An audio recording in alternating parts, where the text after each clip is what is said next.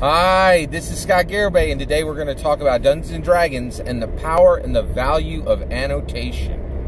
Alright, so in November 2019, Hasbro Games released the Dungeons & Dragons vs. Rick and Morty starter set. It is one of the strangest products that's ever been printed for Dungeons & Dragons. This product serves as a hinge in the history of Dungeons & Dragons. It's critically important, okay? Alright, so let's talk about this incredibly important starter set. So one of the things that it does is it just shows the incredible value of starter sets. These starter sets are gorgeous and beautiful, and they're so powerful to the hobby, right? Like, for instance, I own, basically when you drop into a new edition of Dungeons & Dragons, I think a lot of us, these old heads, like, we go and we drop $50 on a new PHB, we drop $50 on an MM, we drop $50 on a DMG. You're out $150, right? That's retail. That's retail on Dungeons & Dragons 5th edition, right? But when you're done dropping that $150, you're not done. You're not even remotely done. You're not ready to play. You can't sit down with a group of players and play, right? You still need character sheets. You still need a set of dice. You still need a Game Master's screen, right? But these gorgeous, beautiful, wonderful starter sets, right? In a single box, you have, it is a presentation of the game at the level of nothing else in the hobby, right? So here's your rules, right? Summarized, right? So that you can understand it quickly and your players can understand it quickly, right? Here's your character sheets. Here's your Game Master screen. Here's your dice. Here's your adventure. You are fully equipped to play this game. Every aspect of the beauty of Dungeons & Dragons shines forward out of this box to you, right? The starter sets are amazing. They are really amazing products, right? And honestly, having seen this Rick and Morty starter set, it is very powerful. It shows so clearly how powerful these, this vector of the product of Dungeons & Dragons is. It's just, they're fantastic, right? All right. But the Dungeons & Dragons Rick and Morty starter set has this really unique aspect, which is the annotations of Rick Sanchez. So Rick Sanchez, Rick and Morty, Rick Sanchez is, half of that duo.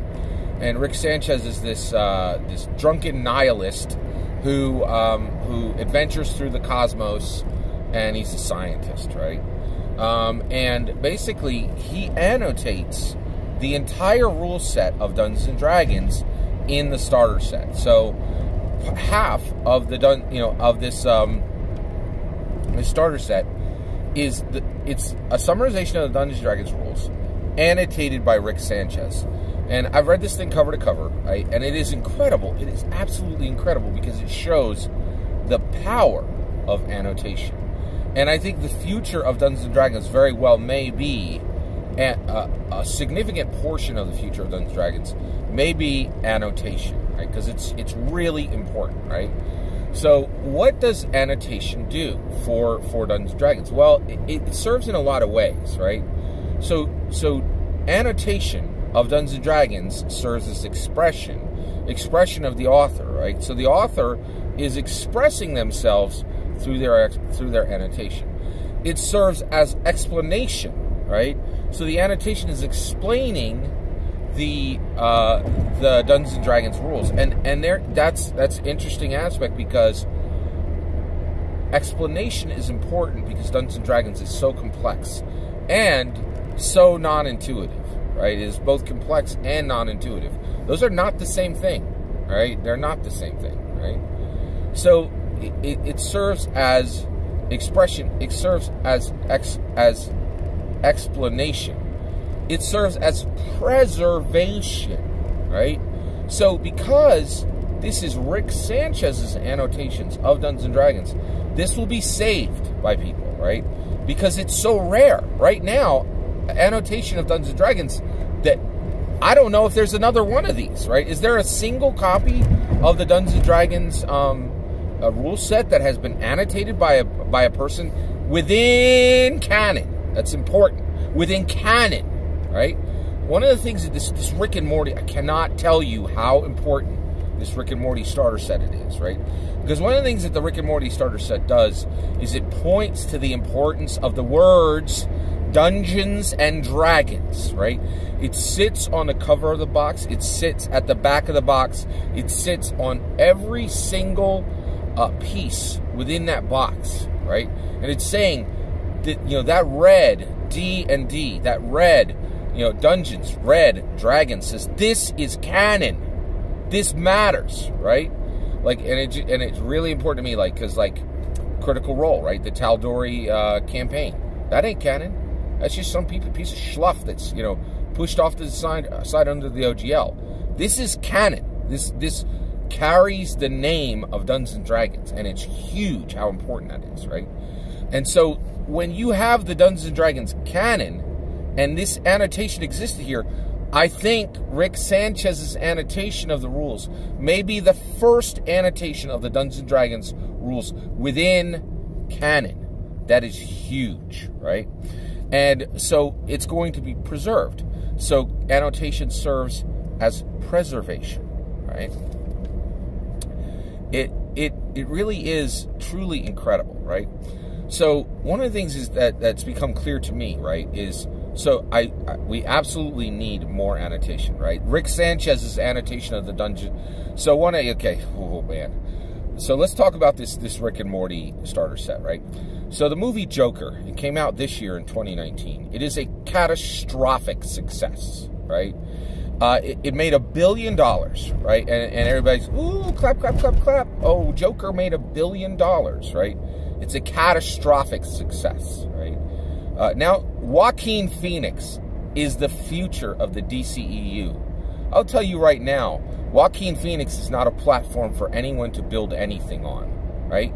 He is not like, okay, Batman towels are sold at Walmart, right? So while you made $1 billion with the Joker, right, with your rated R, like, non-superhero movie masquerading as a superhero movie, you've done, you know, DC has done massive damage to its ability to forward the DCEU. This is going to be a catastrophic success. It made them $1 billion. That seems good, right? They're going to lose 5, 10, $20 billion over the next 5, 10, 15, 20 years. They may turn out to be exactly like Fox. Rated R superhero, Deadpool, out of business, sold as a footnote, right, to Disney, because they didn't know how to handle things that were valuable, right? Joker was a catastrophic success. The Dungeons & Dragons Rick and Morty starter set is a magnificent failure. It is a magnificent failure. It sets the bar so shockingly low for what a Dungeons & Dragons starter set should be, right? I'll tell you right now, I don't know who, like, I would pay so much to have been a fly on the wall when this thing was discussed. Who on earth thought it would be a great idea to bolt drunken nihilism to Dungeons & Dragons? This product is so bizarre, and how on earth the Rick and Morty IP got pushed to the front of the line to collaborate with Dungeons & Dragons is beyond me, right? But here's the thing, it's a magnificent failure. It fails, right?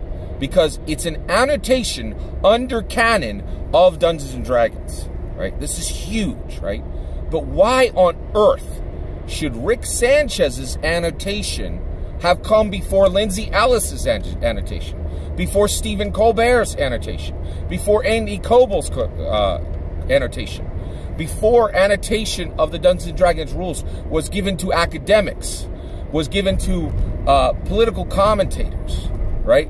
Was given to celebrity, right? Like, there are so many things that should have come before this product, right? But it is a magnificent failure. It points to the value of the starter set and the value of Dungeons & Dragons annotation, right?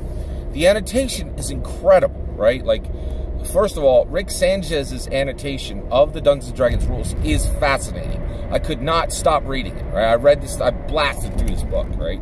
Very, very quickly, right? Just, you know, soaking it all up with this idea that, hey, the Dungeons & Dragons rules are a rigid frame, right? And they can, and different people can help us understand Dungeons and Dragons in different ways, right? Now, this is a fictional character. What about real people, right? Shouldn't we have 20 annotations of the Dungeons and Dragons rules by now? We should, right? Rick Sanchez should have never been at the front of this line, right? But it is a magnificent failure that points to the potential of the game, the value of the game, what the game can do, right?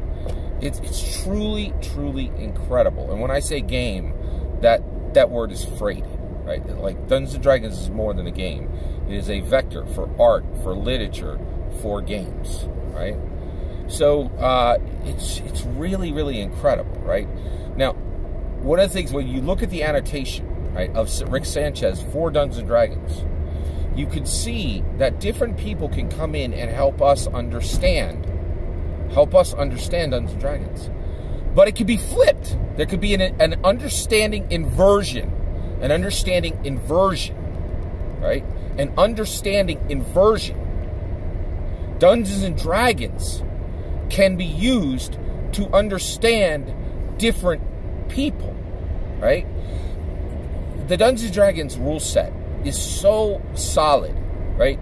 It is art that other art is stood upon. It serves as a rock solid platform. It is art that other art is built on, right? And so with the annotation, right, one of the things you could do is, like, right now our whole culture is exploring identity, right? And identity exists across different axes, right? It exists across gender. It exists across preference, right? It exists across catalyst, all these strange, weird things that fuel us, right? But it's hard for people to understand people that come from these other communities. Sometimes it's hard for one gender to understand another gender. Sometimes it's hard for people of one preference to understand people of another preference. Sometimes it's hard for people who are fueled by one thing to understand people who are fueled by another thing, right? But when you take Dungeons and Dragons, right, a unifier, an element of unity, right, that multiple people love, like all genders love Dungeons and Dragons. All preferences love Dungeons and Dragons. There are people from each preference that love Dungeons and Dragons. There are people from different catalysts, different, fuel sources for the human soul that love Dungeons and Dragons, right? So when you have annotations, you can have multiple annotations that help from different people that help us understand Dungeons and Dragons. But because Dungeons and Dragons is a unifier, an element of unity, right? These annotations, you could take multiple annotations, right? Like, you could take an annotation done by a woman and done by a man, right? Or done by other genders. You could take annotations by someone who really cares about birding. You could take annotations by someone who cares a lot about film, right? And you could read two different annotations and understand the people in those communities better, because you would see what they care about, right? It's incredible, right? Like, the value of annotation of Dungeons and Dragons, like, we have just barely scratched the surface, right? And the Rick Sanchez annotation of Dungeons and Dragons shows the possibilities. The possibility of annotation as product. The possibility of annotation as explanation. The possibility of annotation as exploration. The possibility of annotation as preservation, right? The possibility of annotation as exhumation, right? Dungeons and Dragons is 45 years old, right? You could have one person do an annotation of every edition, right? One person's annotation of every edition could exhume links and relationships between the editions that have never been seen before, and then move to the next annotation by a different person, right? Like, this Rick Sanchez annotation points to the possibilities, points to the value of annotation of Dungeons and Dragons.